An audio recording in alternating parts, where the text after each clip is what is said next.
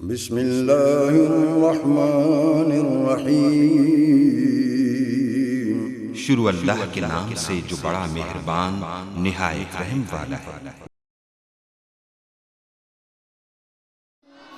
رب کو پیارے رب راضی ہے نہاتے، ان رب کو پیارے رب راضی ہے نہاتے، ایوین پیر چوم دے اسی اللہ والیاں دے، ان رب کو پیارے رب راضی ہے ناتے، ایوین پیر چوم دے اسی اللہ والیاں دے، ان رب کو پیارے خالق دی کل خدائی اے اناد بادشاہی، خالق دی کل خدائی اے اناد بادشاہی، جو چاو دے کر دے اے دین دے سپاہی، جو چاو دے کر دے اے دین دے سپاہی۔ لا ہادی لہ ونشہد ان لا الہ الا اللہ وحدہ لا شریک لہ، ونشہد ان سیدنا و مولانا محمدا عبدہ ورسولہ الذی ارسلہ اللہ بالحق بشیرا ونذیرا وداعیا الی اللہ باذنہ وسراجا منیرا، اشہد انہ صلی اللہ تعالی علیہ وسلم بلغ الرسالہ ونصح الامہ وکشف الغمہ وجل الظلم وجاہد فی سبیل اللہ وعبد ربہ حتی اتاہ الیقین۔ اللہم صلی علی سیدنا محمد وعلی آل سیدنا محمد وبارک وسلم۔ اما بعد فاعوذ باللہ من الشیطان الرجیم، بسم اللہ الرحمن الرحیم۔ ان اللہ وملائکتہ یصلون علی النبی یا ایہا الذین آمنوا صلوا علیہ وسلموا تسلیما۔ اللہم صلی وسلم علی رسولک الکریم وآلہ الطاہرین، رب اغفر وارحم وانت خیر الراحمین۔ اللہم صلی وسلم علی رسولک الکریم وآلہ الطاہرین، رب اغفر وارحم وانت خیر الراحمین۔ اللہم صلی وسلم علی رسولک الکریم وآلہ الطاہرین، رب اغفر وارحم وانت خیر الراحمین۔ السلام علیکہ ایہا النبی ورحمۃ اللہ وبرکاتہ۔ السلام علیکہ ایہا النبی ورحمۃ اللہ وبرکاتہ۔ السلام علیکہ ایہا النبی ورحمۃ اللہ وبرکاتہ۔ سبحان اللہ، ماشاءاللہ۔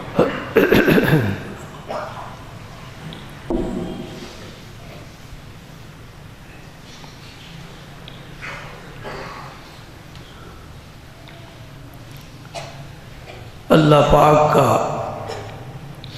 کس زبان سے ہم شکر ادا کریں، کہاں سے وہ لفظ لائیں جس نے ہمیں کلمہ طیبہ عطا فرمایا ہے۔ ہماری پہچان، ہمارا تشخص اس پاکیزہ کالم کے ساتھ ہے۔ در دل مسلم مقام مصطفیٰ آب روح ما زنام مصطفیٰ بمصطفیٰ برساں خیش را کہ دی ہم اوس اگر بہو نہ رسیدی تمام بو لہبیس۔ محمد سر وحدت ہیں کوئی رمز ان کی کیا جانے، محمد سر وحدت ہیں کوئی رمز ان کی کیا جانے، شریعت میں تو بندہ ہیں حقیقت میں خدا جانے۔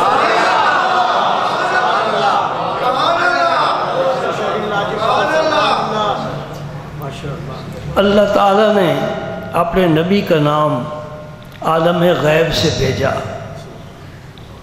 بچہ پیدا ہوتا ہے، ماں نام پسند کرتی ہے، باپ پسند کرتا ہے۔ اگر پیر و مرشد والے ہوں تو اپنے پیر و مرشد سے نام پوچھتے ہیں، جی کیا نام رکھا جائے۔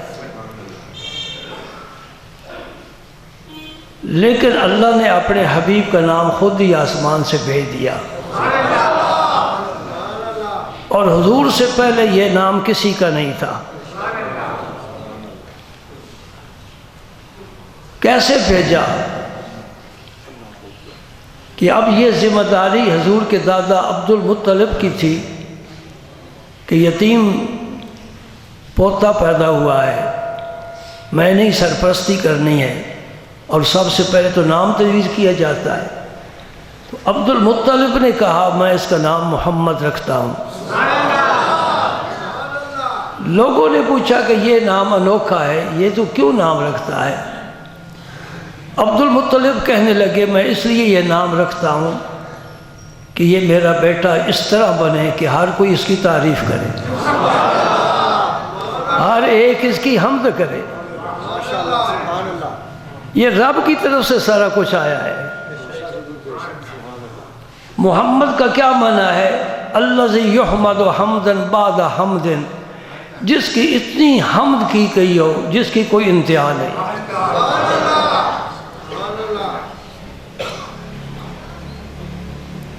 اور اس پاک نبی کو اللہ نے ایسی خوبیاں، ایسے کمالات، ایسی صفتیں، ایسی ادائیں عطا فرمائی ہیں جن میں بس آپ کا کوئی ثانی نہیں ہے۔ جو یہ کلمہ پڑھے لا الہ الا اللہ محمد الرسول اللہ، اس کے دل میں اس حقیقت کا موجود ہونا یہ واجب اور فرض ہے، ورنہ اس کے کلمے کی کوئی حیثیت نہیں ہے۔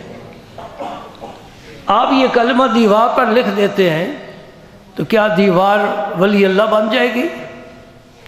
کتابوں پر لکھا ہوا ہے تو کتابیں کیا قرآن بن گئے؟ اس طرح کسی کی زبان پر کلمہ آ جائے تو وہ کیا ہو جائے گا؟ جب تک اس کلمے کی روح جسم میں نہیں آئے گی اس وقت تک صحیح معنوں میں مومن نہیں بن سکتا۔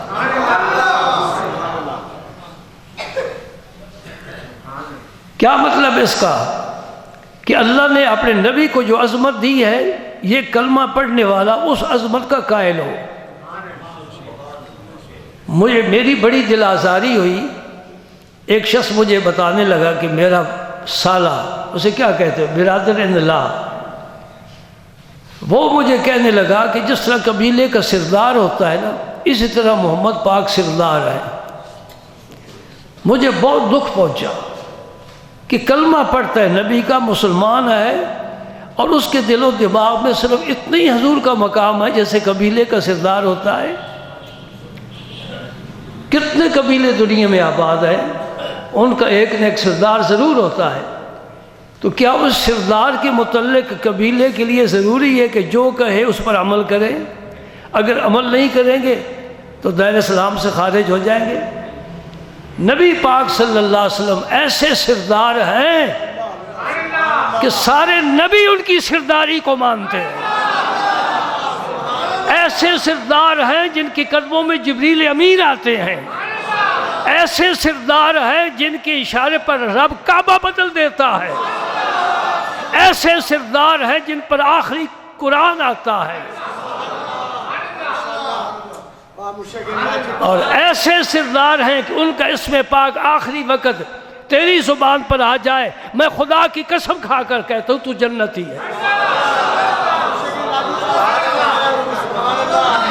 وہ ایسے سردار ہیں کہ قیامت کے دن شفاعت فرمائیں گے، تیرے جیسے چمچے انتظار کریں گے کبھی نبی مجھے بلائے، لیکن ربی نہیں بلائے گا، اس لیے اس کے پاس صدیق اور علی موجود ہے، اس کے پاس حسن اور حسین موجود ہیں، خاتون جنت ہے، عائشہ صدیقہ ہے، ویسے کرنی ہے، بلال حبشی ہے، خواجہ اجمیری ہے، غوث اعظم ہے، بابا فرید ہے، اس سے تیری کیا ضرورت ہے؟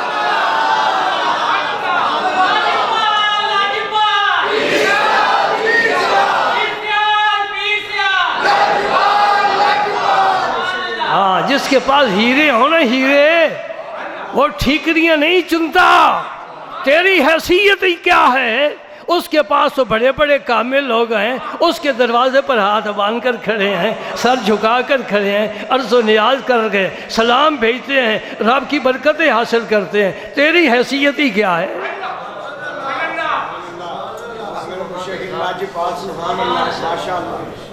وہ مومن ہی کیا ہے جو نبی کے نام پر تڑپ نہ جائے؟ اس کے کلمے کی قیمت ہی کیا ہے جس میں یہ غیرت نہ ہو؟ بے غیرت تو انسان ہی نہیں ہے، بے غیرت تو وہی ہے جسے یورپ والے کھاتے ہیں ذبح کر کے۔ ذبح خیر کیا کرنے ہیں انہوں نے؟ سمجھ گئے میری بات؟ کسے کھاتے ہیں؟ وہ بے غیرت ہے، مومن بے غیرت نہیں ہو سکتا۔ ہاں، کیا فرماتے ہیں میرے آقا؟ لا یؤمن احدکم حتی اکون احب الیہ من والدہ ووالدہ والناس اجمعین، جب تک ساری کائنات سے بڑھ کر میرے ساتھ محبت نہیں کرے گا مومن نہیں ہو سکتا۔ محبت والے ایسی باتیں کرتے ہیں، اللہ اللہ۔ حفیظہ رندری نے بڑا پیارا ترجمہ کیا ہے، محمد کی محبت دین حق کی شرط اول ہے، محمد کی محبت دین حق کی شرط اول ہے، اسی میں ہو اگر خامی تو سب کچھ نامکمل ہے۔ کسی اور نے اپنے جذبات کا اظہار یوں کیا ہے، کہتے ہیں نماز اچھی، روزہ اچھا، زکوٰۃ اچھی، حج اچھا، یہ اسلام کے ارکان ہیں۔ نماز پڑھی نمازی بن گیا، حج کیا حجی بن گیا، نماز اچھی، روزہ اچھا، زکوٰۃ اچھی، حج اچھا، مگر میں باوجود اس کے مسلمان ہو نہیں سکتا، نہ جب تک کٹ مروں خواجہ بطحا کی عزت پر، خدا شاہد کامل میرا ایمان ہو نہیں سکتا۔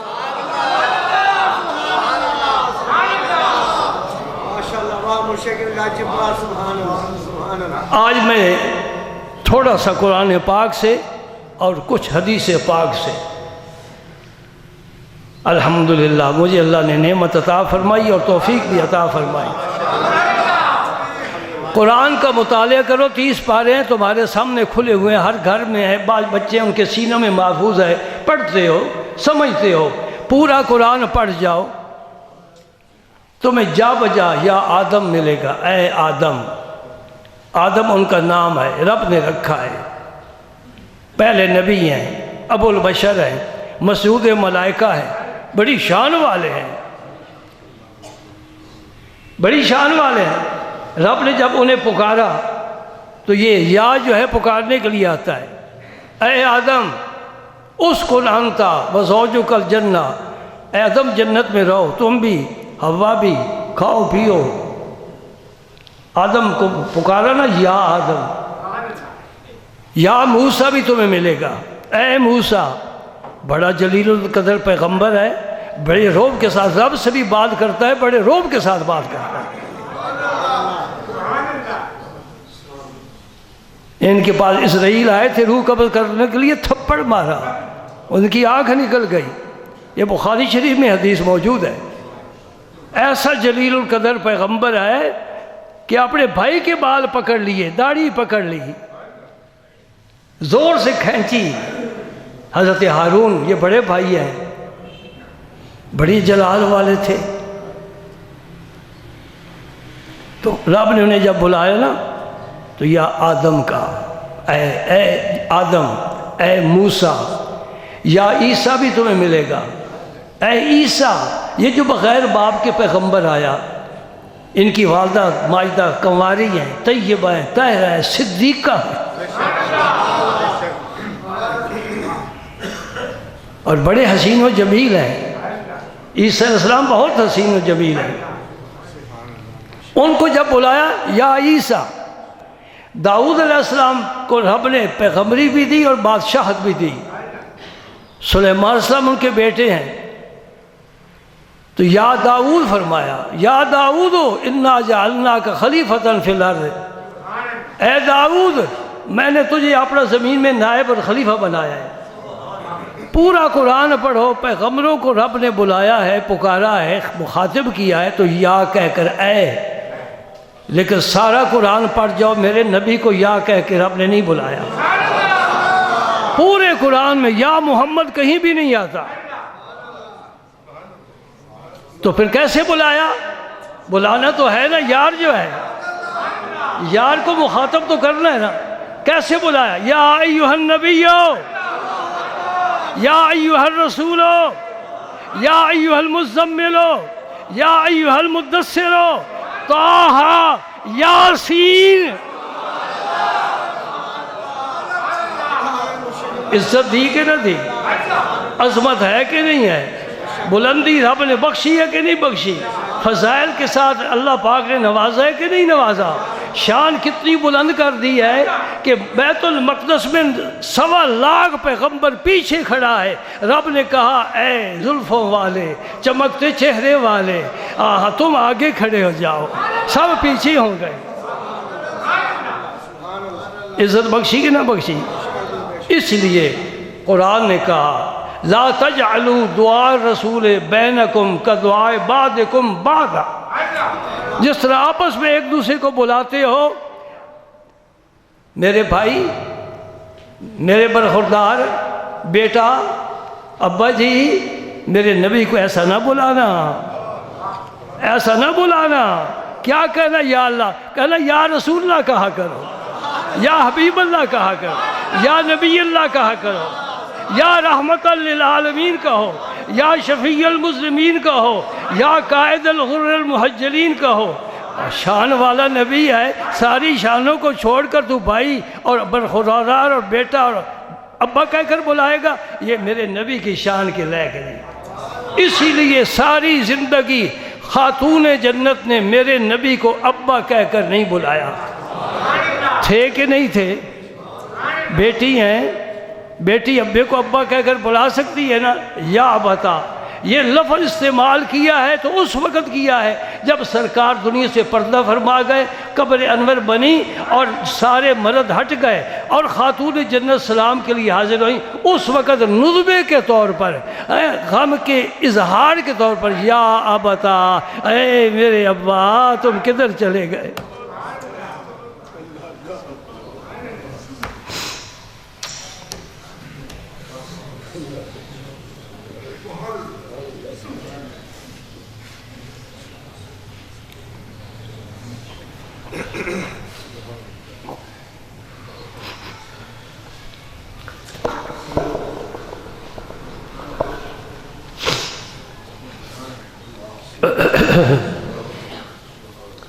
حضرت انس سے فرمانے لگی خاتون جنت، انس تم نے کیسے گوارا کر لیا کہ تم نے مٹی ڈال دی؟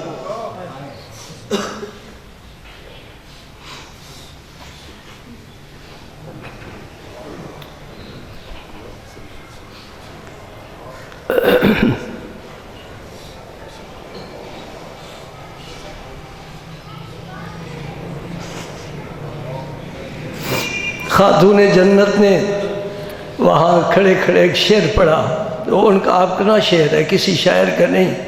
فرماتی ہے صبت علیہ مصائب لو انہا صبت علی الایام سرن لیالیا.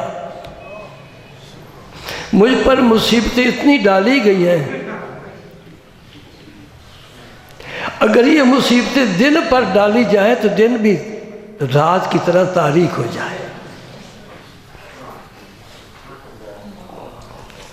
اور روایات میں آتا ہے سرکار کے بعد 6 ماہ خاتون جنت بقید حیات رہیں، کیونکہ آپ کا وصال ربیع الاول میں ہوا ہے، خاتون جنت کا وصال رمضان شریف میں ہوا ہے، 6 مہینے بنتے ہیں۔ ما ضحکت بعدہ صلی اللہ علیہ وسلم، یہ بخاری کے سینے پر آج بھی الفاظ لکھے ہوئے موجود ہیں، کسی شخص نے خاتون جنت کو حضور کے وصال کے بعد ہنستے مسکراتے نہیں دیکھا۔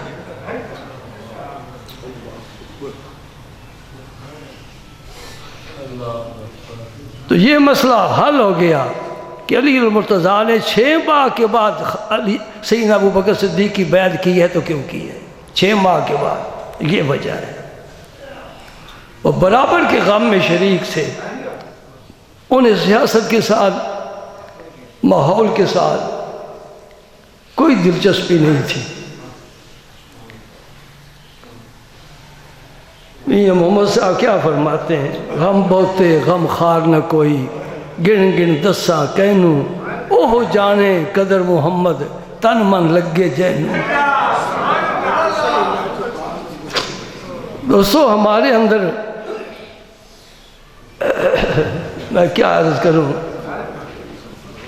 وہ محبت نہیں ہے جو ہونی چاہیے۔ دنیا نے ہمارے دلوں پر اتنے پردے ڈال دیے ہیں کہ سرکار کی محبت ہمارے دلوں میں اتر سکتی ہی نہیں ہے۔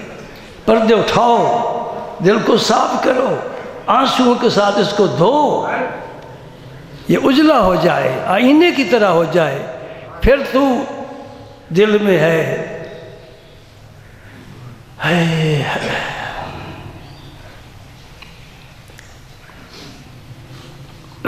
تو میں کیا عرض کر رہا تھا کہ اللہ پاک نے اپنے نبی پاک کو جب بھی پکارا ہے حضور کا وصف ذکر کر کے، وصف ذکر کر کے، اس سے مبارک کو نہیں پکارا۔ آج بھی یہ مسلمانوں میں ضابطہ ہے کہ بیٹا باپ کا نام لے کر باپ کو نہیں بلاتا، شاگرد استاد کا نام لے کر نہیں بلاتا، مرید اپنے پیر کا نام لے کر اسے نہیں بلاتا۔ اسی طرح بیوی اپنے شوہر کا نام لے کر بھی نہ بلائے، اس لیے اس کے لیے بڑی ادب کی جگہ ہے۔ الرجال قوامون علی النساء، مرد حاکم ہے عورتوں پر، تو حاکم جو بھی ہو، آپ نے کبھی بھی ڈی سی کا نام نہیں لیا، ایس پی کا نام نہیں لیا، یہ منصب ہے، منصب کے ذریعے پکارا جاتا ہے۔ میری بات سمجھ رہے ہو؟ نام لے کر پکارنا یہ ادب کے خلاف ہے۔ ہاں وہ خالق و مالک ہے، وہ ان چیزوں سے ماورا ہے۔ یا اللہ، یا اللہ، یا رحمان، یا رحیم، یا ستار، یا غفار، یا حنان، یا منان، سارے نام اللہ کے پکارو، ہر وقت پکارو، وہ پکار کو سنتا ہے۔ پہلا مسئلہ میں نے قرآن پاک سے یہ بیان کیا ہے، ذہن نشین رہے گا انشاءاللہ آپ کو۔ یہ میرے نبی کا ہمیں تحفہ ملا ہے کہ میرے رب کے ساتھ کیسا تعلق ہے، رب میرے ساتھ کیسا معاملہ فرماتا ہے۔ تم تو بہت نیچے والے ہو، تم تو بہت نیچے والے ہو۔ ایک ہوتا ہے تھرڈ کلاس کا، یہ اس سے بھی کوئی آگے کی کلاس ہے جس کا نام کوئی نہیں میرے پاس۔ اور ایک حدیث پاک آج سماعت فرما لیں تو آج کی محفل جو ہے اس کا حق ادا ہو گیا۔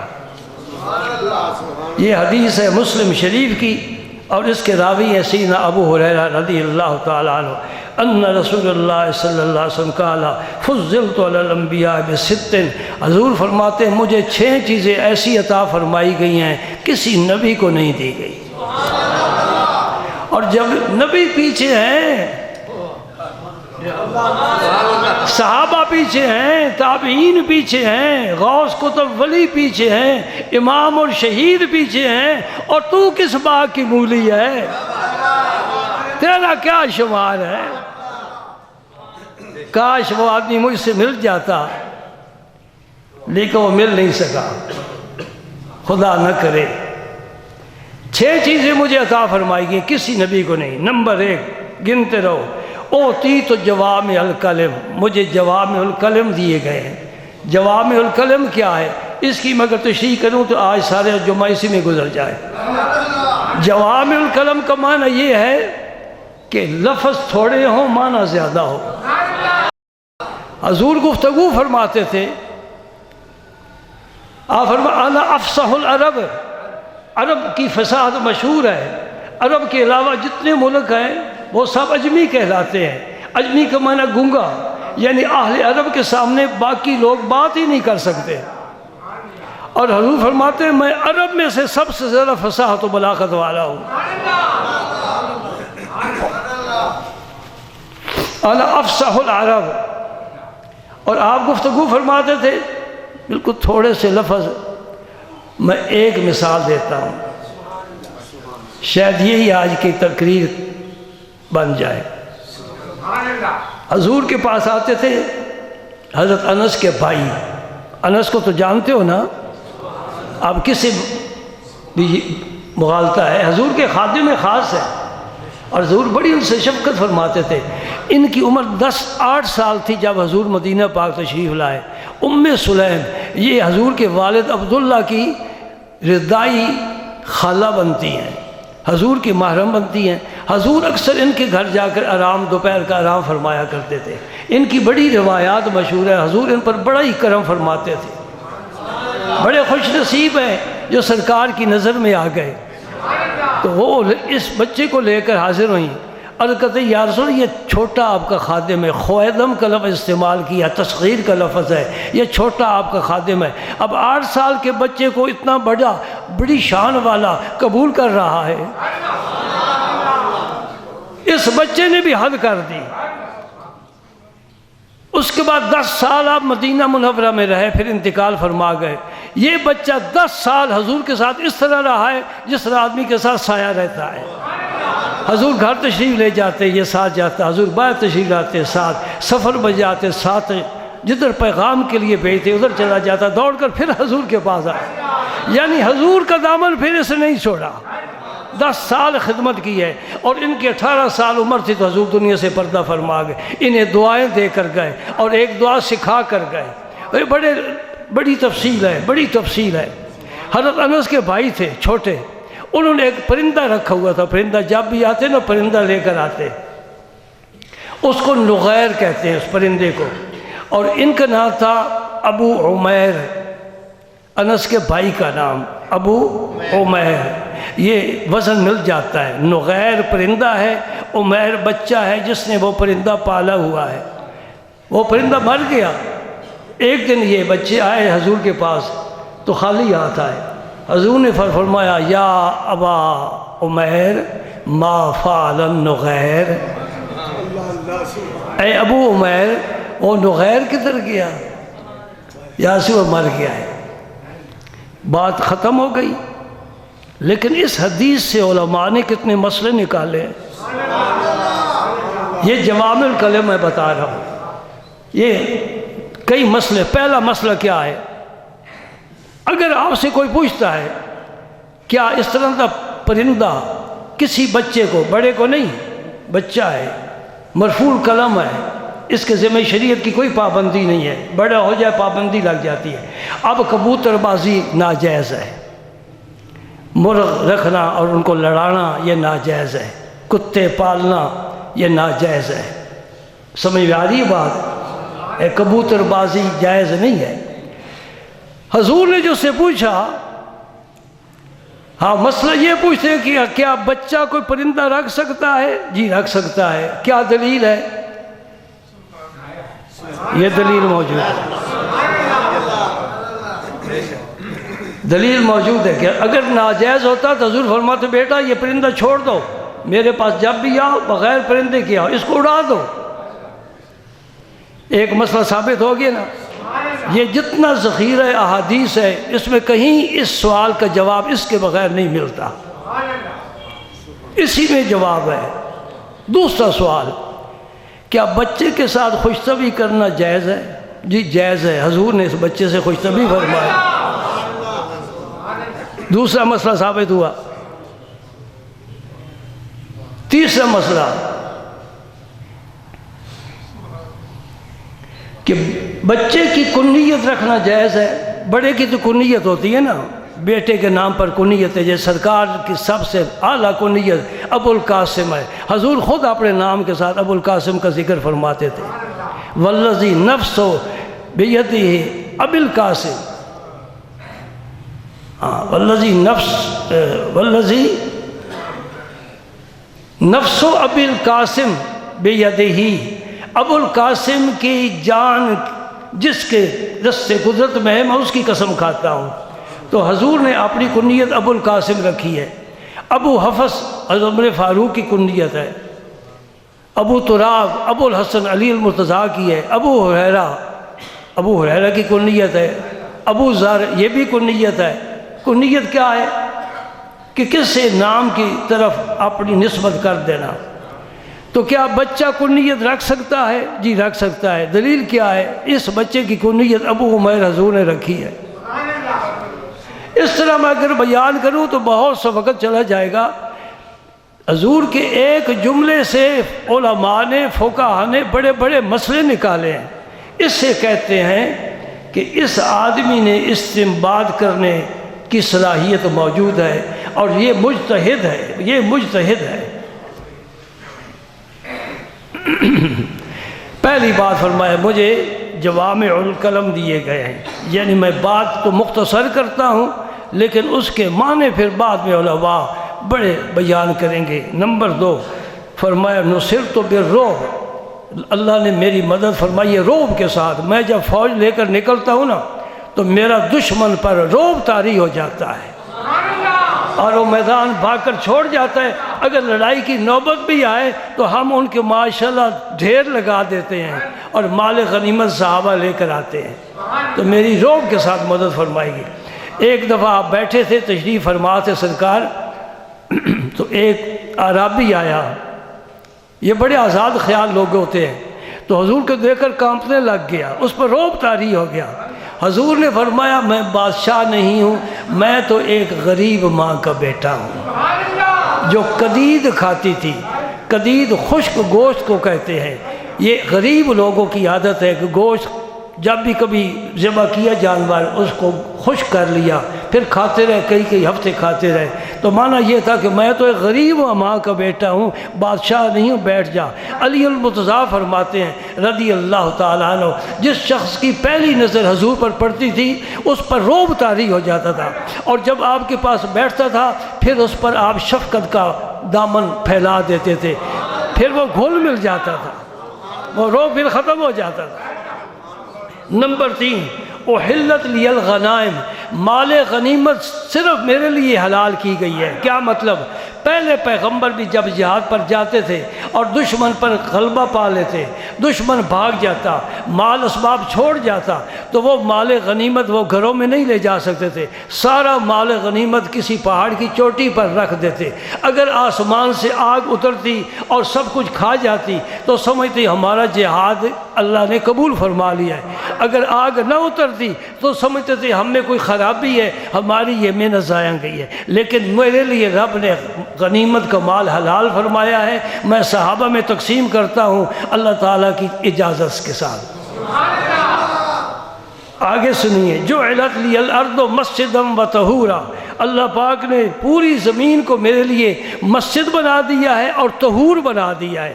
طہور کا معنی پاک کرنے والی، مسجد کا معنی جہاں بھی جی چاہے تم نماز پڑھ سکتے ہو۔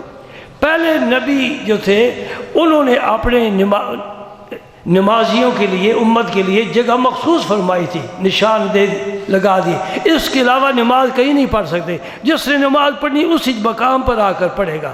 لیکن تم اگر سفر میں ہو اور مسجد نہیں مل رہی، کیوں پاک جگہ دے کر وہاں آپ نماز پڑھ سکتے ہیں، دکان پر پڑھ سکتے ہیں، معذور ہے، بیمار ہے، گھر بھی پڑھ سکتے ہو۔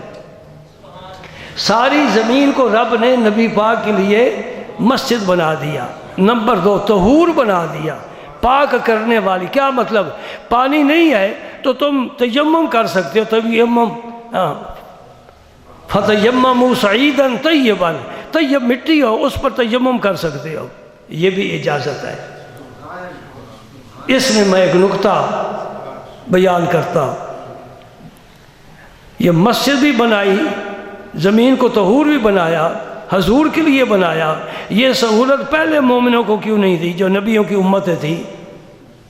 اس کی وجہ یہ ہے اس زمین پر ابھی تک حضور کا قدم مبارک نہیں لگا تھا، اب قدم مبارک لگ گیا، کہا اب سجدے دو، جہاں جی چاہتا ہے سجدے دو، ساری زمین میرے نبی کے قدموں سے مبارک ہو گئی ہے، اور اس پر ہاتھ مار کر چہرے پر مارو تم پاک ہو گئے، پانی نہیں ہے تو یمم کر لو تم پاک ہو گئے۔ سبحان اللہ۔ وَأُرْسِلْتُ إِلَى الْخَلْقِ كَافَّةً، عیسیٰ علیہ السلام نے واضح فرمایا تھا نا، یا بنی اسرائیل انی رسول اللہ الیکم، اے بنی اسرائیل میں صرف تمہاری طرح رسول بن کر آیا ہوں، باقی قوموں کے لیے نہیں ہے۔ موسیٰ علیہ السلام اپنی قوم کے لیے، حضرت یونس علیہ السلام اپنی قوم کے لیے، قرآن نے ان کے متعلق فرمایا کہ 1,00,000 اور کچھ لوگ زیادہ، ان کی کل امت یہ تھی، یونس علیہ السلام کی تقریباً 1,25,000 امتی تھی بس۔ سبحان اللہ۔ اپنے نبی کی امت کو ذرا اندازہ کرو، دیکھو، حضور نے فرمایا قیامت کے دن سارے نبیوں کی امت جب جمع ہوگی نا تو کل 120 صفحے بنے گی۔ کچھ نبی جانتا ہے تب بھی بتاتا ہے نا، کچھ جانتا ہے تب بھی بتاتا ہے، کل 120 صفحے بنے گی۔ حضور نے فرمایا 40 صفحے سارے نبیوں کی امتیں اور 80 صفحے فقط میری امت۔ سبحان اللہ۔ تو فرمایا ارسلت الی الخلق، خلق کسے کہتے ہیں؟ اللہ کے علاوہ ساری چیز خلق ہے، اس میں ملائکہ بھی ہیں، جنات بھی ہیں، اس میں بہائم بھی ہیں، چوپائے بھی ہیں، پرندے بھی ہیں، درندے بھی ہیں، چرندے بھی ہیں، اور حشرات الارض بھی ہیں، زمین و آسمان بھی ہے، چاند سورج ستارے بھی ہیں، کہکشاں بھی ہیں، اور تالاب بھی ہیں، تالاب سے میں حضور محبوب الہی خواجہ سید محمد نظام الدین اولیاء رضی اللہ تعالیٰ عنہ نے فرمایا، آپ کے لیے ایک نئی بات ہے اور انوکھی اور عجیب بات ہے۔ یمن میں ایک چشمہ تھا، جہاں چشمے کا پانی جمع ہوتا ہے وہی تالاب بن جاتا ہے، پھر آگے چلتا ہے۔ اس چشمے کے پانی میں زہریلے اثرات تھے، جو بھی پیتا بیمار ہو جاتا۔ اس چشمے پر لوگوں نے جانا چھوڑ دیا اور منع کرتے تھے، کوئی مسافر جا رہا ہو اس چشمے سے پانی نہ پینا، یہ تاثیر رب رکھنے والا ہے، اور تاثیر بدلنے والا بھی میرا رب ہی ہے۔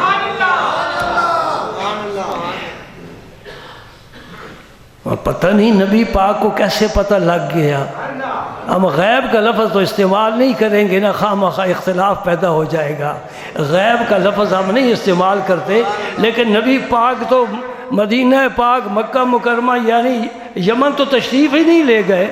یمن کے چشمے کی خبر حضور نے کس نے دی ہے؟ جب معاذ بن جبل جلیل القدر صحابی کو حضور نے یمن کا گورنر بنا کر بھیجنا چاہا تو حضور نے جہاں باقی انہیں ساری ہدایات دی، اس میں حضور نے فرمایا وہاں ایک چشمہ ہے، اس چشمے کا پانی زہریلا ہے، اس چشمے پر جانا اور اس کو کہنا کہ محمد رحمت للعالمین تشریف لا چکے ہیں، آج کے بعد تیرے پانی میں وہ اثر نہیں ہونا چاہیے۔ اللہ پاک نے اس چشمے کے پانی کی تاثیر کو بدل دیا، اب میٹھا ہے، پیو پیو۔ ارسلت الی الخلق کافۃ۔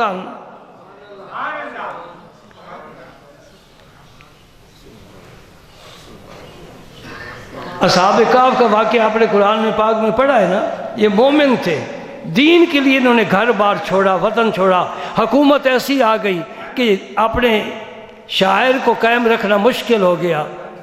ان کا بڑا تفصیل سے واقعہ قرآن پاک میں آیا، بلکہ رب نے ایک سورت کا نام ہی سورہ کہف رکھ دیا ہے۔ کہف کہتے ہیں غار کو، غار والے، اصحاب کہف غار والے۔ یہ زندہ ہے، آج تک زندہ ہیں، اللہ کے دوست ہیں، ولی ہیں، نبی نہیں ہیں، ولی ہیں، ولی ہیں، ہزاروں سال گزر گئے، زندہ ہیں۔ قرآن پڑھو تمہیں بتائے گا میرا رب انتظام کرنے والا ہے۔ گرمیوں میں سورج کو کہتے ہیں ادھر سے نکل جا، میرے دوستوں پر تیری دھوپ نہیں پڑنی چاہیے، اور سردی میں حکم ہوتا ہے ان کے اوپر سے گزر تاکہ انہیں دھوپ کی حدت محسوس ہو۔ اب آدمی سویا ہوا ہو تو وہ اب تھک جائے تو کروٹ بدلتا ہے نا، رات میں آپ ہی بدلتے ہیں کروٹ، ان کی کروٹ کون بدلتا ہے؟ قرآن سے پوچھو، وَنُقَلِّبُهُمْ ذَاتَ الْيَمِينِ وَذَاتَ الشِّمَالِ، رب فرماتا ہے مجھے اپنے دوستوں کو پتہ ہے اب تھک گئے ہیں، میں پہلو بدلتا ہوں۔ رب نے اپنی قدرت میں شامل کیا ہوا ہے، جہاں باقی میں نظام کائنات کا چلا رہا ہوں، سورج کا طلوع ہے، غروب ہے، چاند کا طلوع ہے، ستاروں کی محفل ہے، جہاں ہوائیں چلتی ہیں، بادل آتے ہیں، برستے ہیں، بارشیں ہوتی ہیں، وہاں میری قدرت کے نظام میں یہ بھی شامل ہے۔ میرے دوست سوئے ہوئے میں نے ان کے پہلو بھی بدلنے ہیں۔ تو کیا سمجھتا ہے ولی کا کیا مقام ہے؟ ہاں، نبی پاک صلی اللہ علیہ وسلم نے چاہا کہ میں اپنا کلمہ ان تک بھی پہنچاؤں، اصحاب کہف تک۔ یہ حضور محبوب الہی بیان فرما رہے ہیں۔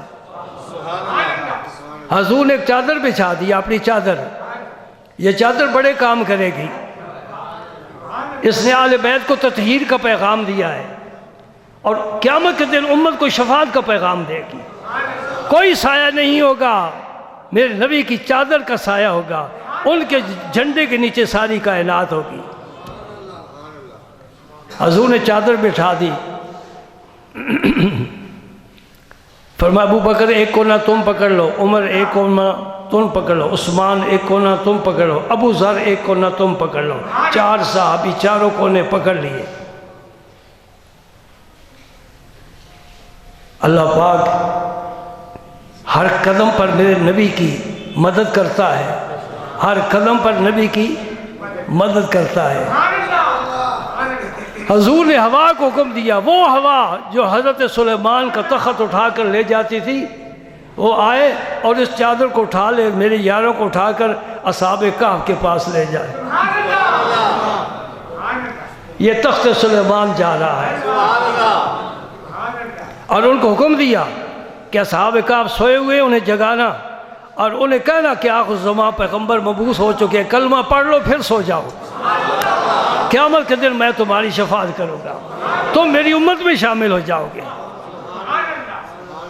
یہ فرمایا ارسلت الی الخلق کافۃ، میں ایک ایک سرکار کی نعمت پر اگر بیان کرتا تو پورے جمعے کا بیان تھا، لیکن مجھے تو آگے بڑھنا ہے۔ آخری جملہ سن لو بس ختم۔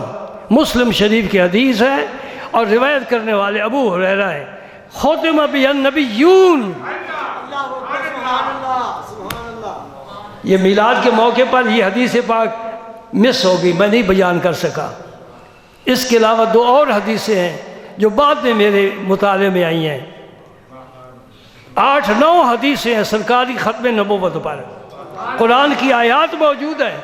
فرمایا ختم بی النبیون، مجھ پر نبیوں کا سلسلہ ختم ہو چکا ہے، بس کوئی نبی نہیں ہے۔ اور دوستوں کم از کم ایک چھوٹا سا جملہ تو یاد رکھ لو، لا نبی بعدی، لا نبی بعدی، بار بار کہو لا نبی بعدی، لا نبی بعدی، لا نبی بعدی، لا نبی بعدی۔ خدا کی قسم ایک جملے سے تم بہت بڑے فتنے سے بچ گئے، ایک جملے سے تم ڈوبتے ہوئے کنارے پر لگ گئے، ایک جملے سے اندھیرے سے تم روشنی میں آ گئے، ایک جملے نے تمہیں رسالت کا صحیح شعور اور تعارف دے دیا ہے۔ ختم بی النبیون، لا نبی بعدی، لا نبی بعدی، لا نبی۔ یہ بچوں کو بھی یاد کراؤ تاکہ ختم نبوت کا جھنڈا بلند ہو جائے۔ ہم کیا حفاظت کر سکتے ہیں؟ ہم بینر دیکھتے ہیں ختم تحفظ ختم نبوت. میں نے کہا ملا تو تحفظ کیا کر سکتا ہے؟ ابو بکر نے اپنی تلوار چلا کر ساری امت کو بتا دیا ہے کہ نبی کے بعد جو نبوت کا دعویٰ کرے اس کا علاج مناسب نہیں ہے، اس کا تلوار سے اس کا علاج کیا جاتا ہے.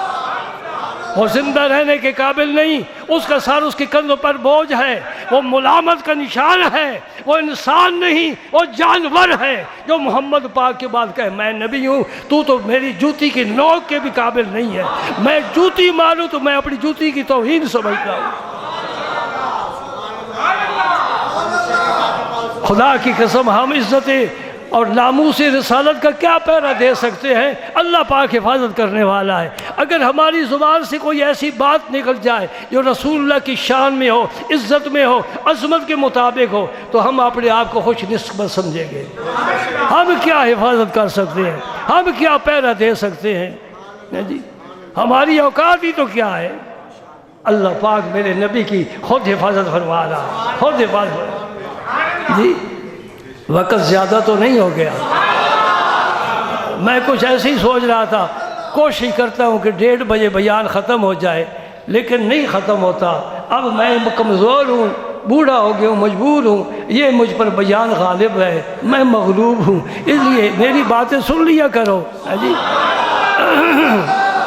اور یہ یاد رکھو اس ایک لفظ پر ہی جنت اور دوزخ کے فیصلے ہو جائیں گے. اس ایک لفظ پر. کیا میرے نبی کو خاتم النبیین سمجھتا ہے کہ نہیں سمجھتا؟ سمجھتا ہے چل جنت میں، نہیں سمجھتا چل دوزخ میں. اس ایک لفظ پر ہی شقاوت اور سعادت کے فیصلے ہو جائیں. بدبخت ہے وہ جو نبی پاک کے بعد نبوت کی بات کرتا ہے. نیک بخت ہے جو کہتے ہیں بس میرے نبی پر نبوت ختم ہے. ہاں قرآن آخری کتاب آ گئی، دیکھ لو کسی نبی کا نام مرکب نہیں ہے. آدم، شیش، نوح، ابراہیم، اسماعیل، اسحاق، یعقوب، یوسف، ادریس، نام ہے نا، زکریا، یحییٰ، موسیٰ، عیسیٰ، سب نام مفرد ہیں. مرکب کسی نبی. غلام احمد نام سے ہی پتہ چل رہا ہے کہ حضرت یوں ہی آ گئے ہیں، بن بلائے آ گئے ہیں. دوسری یہ بات، کوئی نبی مصنف نہیں ہوا، اس نے کتابیں تصریف نہیں کی. کسی نبی کی اپنی کوئی کتاب نہیں. رب نے جو دی ہے وہی دی ہے. صحف ابراہیم ہے، صحف موسیٰ ہے، 4 کتابیں آسمانی یہ اللہ نے دی ہیں. کسی نبی نے کوئی کتاب نہیں دی.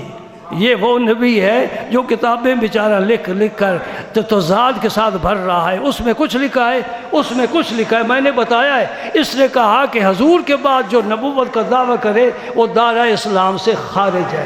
مرزا غلام احمد کی کتاب میں آج دن تک لکھا ہوا ہے کہ حضور خاتم النبیین ہیں. جو ان کے بعد نبوت کا دعویٰ کرے وہ دائرہ اسلام سے خارج ہے. جب اس نے نبوت کا دعویٰ کیا تو اپنے ہی قول کے مطابق یہ شخص دائرہ اسلام سے خارج ہو گیا. جو دائرہ اسلام سے ہی خارج ہے وہ نبی کیسے بن سکتا ہے؟ بات سمجھ گئے؟ کوئی نبی مصنف نہیں ہوا اور کوئی نبی شاعر نہیں ہوا. وما علمناہ الشعر وما ينبغی لا. اے نبی ہم نے شعر گوئی کا ملکہ آپ کو دیا ہی نہیں، وہ آپ کی شان کے لائق نہیں. والشعراء یتبعہم الغاوون. رب نے تو شعراء کی اور ان کی تابع داری کرنے والوں کی مذمت کی ہے. کیوں؟ انہم یقولون ما لا یفعلون. شاعروں کا کام ہے لکھ دینا، خود عمل نہیں ہے. کوئی نبی شاعر نہیں ہوا. یہ بدبخت شعر بھی کہتا رہا ہے. ایک شعر اس کا ہے، چھوڑ دو دوستو جہاد کا خیال. حالانکہ حضور نے فرمایا الجہاد ماضٍ الی یوم القیامہ. جہاد قیامت تک جاری رہے گا. یہ کہتا ہے چھوڑ دو دوستو جہاد کا خیال.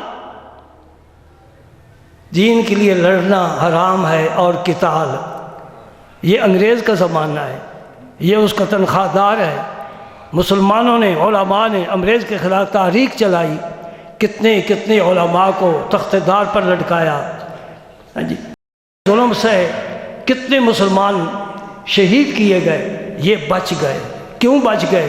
اس کے باپ نے کتنے گھوڑے انگریز کو، اب یہ تفصیل ہے اس میں نہیں جانا چاہتا، میں تمہارے ذہن میں یہ بات پختہ کرنا چاہتا ہوں کہ میرے نبی کی جو شان رب نے عطا فرمائی ہے ان میں سے ایک شان کیا ہے؟ لا نبیہ، یہ حضور خود فرما گئے، یہ آپ کے کلمات طیبات ہیں، یہ یاد کرو، بچوں کو یاد کراؤ اور یہ اکثر دہراتے کرو، دہراتے رہا کرو، یہ آپ کا وظیفہ بن گیا، ہر لفظ پر نیکی ملے گی، نبی کی زبان سے آئے ہیں لفظ، لا نبی بعدی، میرے بعد کوئی نبی نہیں ہے، میرے بعد۔ لطیفے کے طور پر محمدی بیگم کا تو میں نے آپ کو بتایا تھا نا، یہ بیچارہ ساری زندگی ترستا رہا، خوابیں دیکھتا رہا، اباسیاں لیتا رہا، انگڑائیاں لیتا رہا، لیکن اس بیچارے کا نکاح نہیں ہو سکا۔ ہم بھی افسوس کرتے ہیں، آپ بھی افسوس کیا کریں، اب بیچارے ایک نکاح نہیں ہو سکا تیرا۔ آئے ہائے، عائشہ صدیقہ سے حضور نے فرمایا، عائشہ 3 دن جبریل امین ریشم کے ٹکڑے پر تیری تصویر میرے پاس لاتا رہا، آسمانوں سے رب بھیجتا ہے، عائشہ صدیقہ کی تصویر عالم غیب سے آتی ہے، اور ماتمی تو کیا سمجھتا ہے؟ ام المومنین کس پائے کی ہیں؟ میں تمہیں بتاؤں، حدیث میں آتا ہے کہ امیر معاویہ نے شام کے ملک سے خط لکھا، قاصد بھیجا، میرا خط لے جاؤ حضرت عائشہ صدیقہ کی خدمت میں۔ سمجھنا ذرا، امیر معاویہ علم کے لحاظ سے کمال آدمی ہے، اس لیے کہ صحابی ہے۔ یزید نے کچھ گرد ڈال دیا ہے لیکن ہم اس گرد کو کوئی اس کی پرواہ نہیں کرتے۔ امیر معاویہ کی حیثیت بالکل صاف ستھری ہے، جو ان کے متعلق گندہ ذہن رکھتا ہے وہ سنی نہیں ہو سکتا۔ امیر معاویہ خود اہل علم ہے، اس لیے کہ انہوں نے وتر کی نماز 1 رکعت پڑھی۔ یہ مسئلہ سن لو، ہم وتر کی 3 پڑھتے ہیں، عرب میں ابھی تک ایسے لوگ ہیں جو سلام 2 رکعتیں پڑھ کر سلام پھیر دیتے تھے، پھر 1 رکعت پڑھتے ہیں، حدیث میں اس کا اشارہ ملتا ہے۔ امیر معاویہ بھی اسی طرح کرتے تھے، 2 رکعتیں پڑھ کر سلام پھیر دیتے، پھر 1 رکعت وتر کی پڑھتے۔ حضرت اکرمہ جو حضرت ابن عباس کے شاگرد ہیں اور مفسر قرآن ہیں، تابعی ہیں جلیل القدر، انہوں نے حضرت عباس سے کہا، حضرت ابن عباس کو معمولی شخصیت تو نہیں ہے نا، قرآن کے مفسر ہیں، ان سے کہا حضرت ہم تو 3 رکعتیں پڑھتے ہیں اور امیر معاویہ 1 رکعت پڑھتے ہیں۔ عبداللہ ابن عباس نے کیا فرمایا؟ یہ اہل بیت میں سے ہے، خاندان نبوت میں سے، فرمانے لگے امیر معاویہ کو کچھ نہ کہو، انہو فقیہ، وہ فقیہ ہے، وہ فقیہ ہے، یعنی دین کو سمجھنے والا ہے، جو کر رہا ہے دین سمجھ کر کر رہا ہے۔ اور ایک روایت میں نے پڑھا ہے کہ حضرت عبداللہ ابن عباس نے فرمایا، جب کسی اور نے بات کی تو آپ نے فرمایا تم اس کی بات کرتے ہو؟ جب رسول اللہ سمع اللہ لمن حمدہ کہتے تھے، وہ پیچھے ربنا لک الحمد کہتا تھا، یعنی حضور کے پیچھے نمازیں انہوں نے پڑھی ہیں، حضور کی صحبت پائی ہے۔ تو باہر کہ حضرت امیر معاویہ سب کو رضی اللہ عنہ، سنیوں کے ذہنوں میں بھی زہر کہ انہوں نے ڈال دیا ہے، بچ کر رہو، تیرا اپنا دین ہے، تیرا اپنا مسلک ہے، تیرا اپنا مشرب ہے جی، تو کیوں کسی خیر سے خیرات لیتا ہے؟ اپنے مسلک کا پابند رہے۔ سیدنا امیر معاویہ رضی اللہ تعالی عنہ، ہم امیر معاویہ کے سارے فضائل ایک طرف رکھ دیتے ہیں، کوئی جرا کرتا ہے کرتا رہے، اس فضیلت کا کوئی انکار نہیں کر سکتا کہ فاطمہ کا فرزند امیر معاویہ کے حق میں دستبردار ہو رہا ہے، اور دونوں حسنین کریمین دونوں امیر معاویہ کے ہاتھ پر بیعت کر رہے ہیں۔ پڑھ لے البدایہ والنہایہ، اس میں لکھا ہوا ہے کہ امام حسن نے امام حسین نے امیر معاویہ کے ہاتھ پر بیعت کیا ہے، شام جاتے تھے، تحائف لیتے تھے اور ان کی ضیافت قبول کرتے تھے، اور آپس میں تعلقات بڑے پیارے اور محبت کے تھے۔ تو کیا بات کرنا چاہتا ہوں، امیر معاویہ رضی اللہ تعالیٰ عنہ نے خط لکھا، کن کو؟ حضرت عائشہ صدیقہ کو کہ مجھے نصیحت لکھیں۔ عائشہ کی شان ہے، ام المومنین کی شان ہے، ام عبداللہ کی شان ہے، نبی کی چہیتی بیوی، اور جس کا حجرہ میرے نبی کی آخری آرام گاہ بنا ہے، 70,000 ملائکہ صبح آ کر طواف کرتے ہیں، سلام پیش کرتے ہیں، 70,000 فرشتے شام کو آ کر طواف کرتے ہیں، سلام کرتے ہیں۔ ہم طواف نہیں کر سکتے، فرشتے کو اجازت ہے۔ بات سمجھ رہے ہو؟ ہر سیدہ طیبہ طاہرہ ام المومنین رضی اللہ تعالیٰ عنہ۔ اور میں کہا کرتا ہوں، میں ان مولویوں سے بہت خفا ہوں، کشیدہ ہوں، جو اماں عائشہ کہتے ہیں، چھوٹا منہ بڑی بات۔ اماں عائشہ ان کے بھانجے ہیں حضرت عبداللہ ابن زبیر حضور کے پھوپھ کی بزاد بھائی ہے، اور ان کی والدہ حضرت اسماء بنت ابی بکر عائشہ صدیقہ کی بڑی ہمشیرہ، ان کے بیٹے ہیں۔ عائشہ صدیقہ کی اپنی کوئی اولاد نہیں، ان کو اپنا بیٹا بنا لیا، بڑی محبت کرتے تھے، خالہ بھی تھی، بیٹا بھی بنا لیا۔ حضور نے پھر ان کی وجہ سے ان کی کنیت رکھی ام عبداللہ۔ اس فرزند نے بھی کبھی حضرت عائشہ صدیقہ کو اماں کہہ کر نہیں بلایا۔ اور مزے کی بات ہے، امام حسن امام حسین کبھی عائشہ صدیقہ کو اماں جی کر کے نہیں بلاتے تھے، نظریں چکا کر سرکار کے حجرات میں جاتے تھے۔ ادب کا، ہاں، کوئی سیکھے آل بیت سے ادب، کوئی دین سیکھے آل بیت سے سیکھے جی، یہ تمیز کی بات ہے۔ حسنین کریمین چھوٹے تھے، عائشہ صدیقہ کے حجرے میں، حفصہ کے حجرے میں، زینب کے حجرے، ام سلمہ کے حجرے میں، تمام ازواج مطہرات کے حجروں میں جاتے تھے۔ میں نے اپنی ان آنکھوں سے کتابوں میں پڑھا ہے، کبھی انہوں نے نظر اٹھا کر نہیں دیکھا، نظریں جھکا کر جاتے، نظریں جھکا کر آتے۔ یہ ادب کون سیکھے؟ تو میں وہ حدیث پیش کر رہا ہوں، بخاری شریف کی حدیث ہے کہ حضور نے فرمایا، عائشہ تیری تصویر 3 دن جبریل امین میرے پاس ریشم کے کپڑے پر، یا رسول اللہ یہ آپ کی زوج محترمہ بنے گی، زوج اور یہ بیچارے غلام احمد صاحب قادیان والے یہ پیش گوئی کرتے رہے، اشتہار شائع کرتے رہے کہ میرا نکاح محمدی بیگم سے ہوگا، وہ کسی اور کے ساتھ کوئی اور لے کر چلا گیا۔ یہ بیچارہ ترس رہا ہے، کہتا ہے اب میرا نکاح اس کے ساتھ جنت میں ہوگا۔ حضرت گئے تو جنت میں دیکھا جائے گا نا۔ اور لطیفی کی بات سنا دیتا ہوں آپ کو، اس بیچارے کو سلسل بول کی بیماری تھی۔ یہ فضائل ہیں اس نبی کے، اس نبی کے بھی فضائل سنے نا آپ نے، اس کے بھی فضائل سن لو۔ سلسل بول کی بیماری وہ کیا ہوتی ہے؟ چھوٹے پیشاب کے قطرے گرتے رہتے ہیں، وہ آدمی معذور ہوتا ہے بیچارہ۔ اور انہیں گڑ کھانے کا بھی بڑا شوق تھا، گڑ بھی کھاتے تھے۔ اور پشاوری گڑ مشہور ہے، شاید تم نے نہیں دیکھا، بوڑھے لوگوں نے دیکھا ہے، اب تو ختم ہو گئے۔ اتنا ہوتا تھا گول گول، اور اس میں بادام پستہ وغیرہ ڈالا ہوا ہوتا تھا، اور وہ پورا ایک جو ہے نا پیس، وہ پورا ناشتہ بن جاتا تھا۔ تو ماشاءاللہ میری طرح، اللہ تعالیٰ مجھے معافی دے، لمبا جبہ پہنتے تھے، میں کہاں چلا گیا۔ ہم تو اتنی بات میں بھی مشابہت کو یقین جانے انسانیت کے خلاف سمجھتے ہیں۔ لمبا کوٹ پہنتا تھا، اس کے بڑے بڑے جیب ہوتے ہیں، یہ پٹھان پہنتے ہیں۔ ایک میں گڑ ہوتا تھا اور ایک میں مٹی کے ڈھیلے پیشاب والے استنجے والے ہوتے تھے۔ تو مالخولیے کے بھی ماشاءاللہ بیمار تھے۔ نبوت چونکہ گھر میں تیار ہوئی ہے نا، تو آسمانی سارے مسائل نہیں ملے، تو کبھی جب گڑ کھانے کو جی چاہتا تو ڈھیلا نکال کر چباتا، تو اوہ یہ تو مٹی کا ڈھیلا ہے۔ اور کبھی استنجے کی ضرورت ہوتی تو گڑ نکال کر استنجا کر لیتا۔ یعنی اتنا بھی شعور اس بدبخت کو نہیں تھا۔ یہ سب کچھ بتاتا ہے کہ جو آتا ہے ساری کائنات خوشی مناتی ہے اس کی۔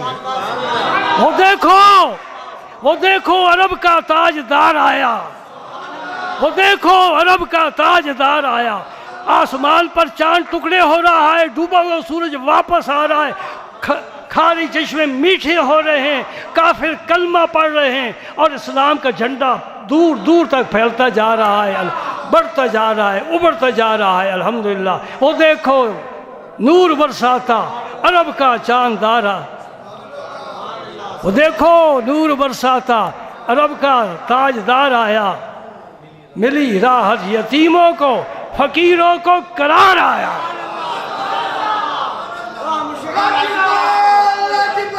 اس بدبخت کی سیرت میں سے مجھے کوئی ایک اچھی بات نکال کر دکھاؤ۔ میرا نبی ہے، میرا نبی ہے، میرا نبی ہے۔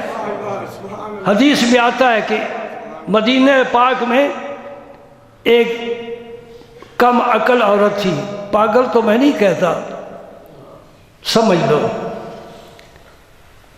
وہ آ جاتی، حضور کا ہاتھ پکڑ لیتی اور اٹھا کر لے جاتی۔ حضور فرماتے جہاں مجھے لے جاؤ میں چلا جاؤں، جو کام کرنا میں تیرا کر کے آؤں گا۔ ہم مولوی بھی یہ کام نہیں کر سکتے۔ یہ شان تھی میرے رسول کی۔ آخری حدیث سن لو تو پھر اجازت۔ آج میں نے آپ کا زیادہ وقت لیا ہے۔ قاضی ایاز نے شفا شریف میں لکھا ہے کہ مدینہ پاک میں ایک عورت تھی، بڑی بد زبان، اللہ بچائے۔ زبان کو میٹھا کرو، بیوی بچوں سے دوستوں سے میٹھی باتیں کرو۔ میرا نبی میٹھا تھا، اس سے مٹھاس مانگو، اپنا لہجہ نرم کرو، پیار کی باتیں کرو۔ وہ بد زبان تھی اور کسی کو معاف نہیں کرتی۔ جب بھی گھر سے نکلتی جو سامنے آتا کچھ نہ کچھ سنائے بغیر اس کا کھانا ہضم نہیں ہوتا تھا۔ ہر ایک اس سے ڈرتے تھے، ادھر ادھر ہو جاتے تھے کہ یہ اچھی بات نہیں کرے گی۔ ایک دن سرکار کھانا تناول فرما رہے، سن لے میرے نبی کی شان، جس کا تو کلمہ پڑھتا ہے۔ یہ ہماری ڈیوٹی ہے کہ ہم ہی تمہارے پردے اٹھائیں اور قریب کریں۔